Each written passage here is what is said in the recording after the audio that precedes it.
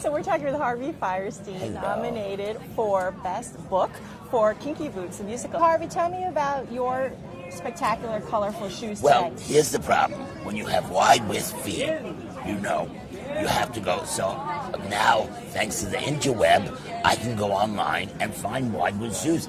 So I go to Joe's New Balance warehouse, Awesome. and I can get New Balance shoes. Now, I spoke with Cindy Lauper yesterday on the phone, which was a thrill to get a call in here. Hi, Barbara, it's Cindy. And she told me the entire reason why she was brought on the project is because of you. That's right. Tell me that story. How did you think of Cindy to write the I music? told her parents to have her.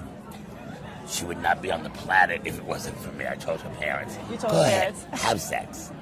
You might have a Make Cindy Cindy. Lauper. My brother, who's in the music business also, said, you and Cindy talked about writing a show a couple of years ago. Why don't you give her a call? I said, good idea. So I called Cindy up, and I said, look, watch the movie and see what you think, And I thought I would have to, nurse her along. I really did. I thought, Right, 'cause it's her first Broadway musical. Started with the club numbers, make it easy and all that. My daughter, Cindy, she went right into it. She dove into character songs. I mean, I am so proud of her. Now, Kinky Boots has been nominated for 13 Tony 13, Awards, a bar the highest this year. Why do you think this show has resonated so much with critics, audiences, voters? It's very human. There's no gimmicks. There are no gimmicks to Kinky Boots. It's real.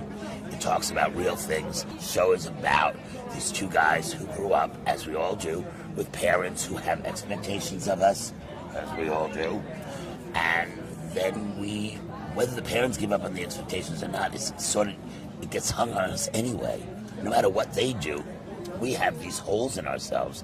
Gloria Steinem talks about it in her book about self-esteem. We have these holes in ourselves that need to be cured if you want to move forward in your life. You need to accept them, forgive them, and move on. And so you got these two guys, one's a transvestite, one's doesn't know what he wants to be, a shoemaker. No, I don't want to do that. I'm going to be a real estate. I'm going to sort of rudderless. They become friends, and through their differences and fighting, they realize that they have these holes themselves. They heal each other. They heal themselves. And the men in the audience sit and cry because nobody ever talks about the problems with Daddy. Right.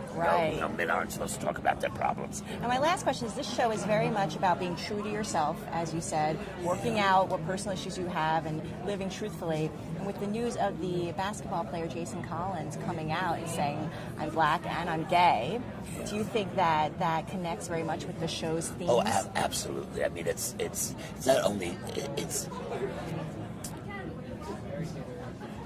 to take these leaps to the sports field being the last one that needed to be. I mean, there are other sports figures, obviously, Martina Navratilova, but it's tennis, but basketball, football, baseball, to break those very last ones. Politics has now been broken, that's over with. Religion has been broken, that's over, teachers, even the Boy Scouts are no longer going to throw out gay Boy Scouts. So it's the next step in being regular.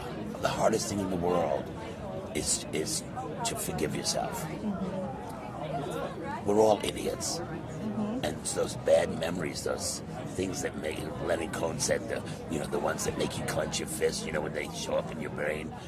You have to forgive yourself that stuff. You can't possibly put all your energy in moving forward if you're holding that stuff back. So that's Kinky Boots is about that. Thank you so much for speaking with us, Harvey. Congratulations on your nomination. And have fun at Joe's New Balance warehouse online.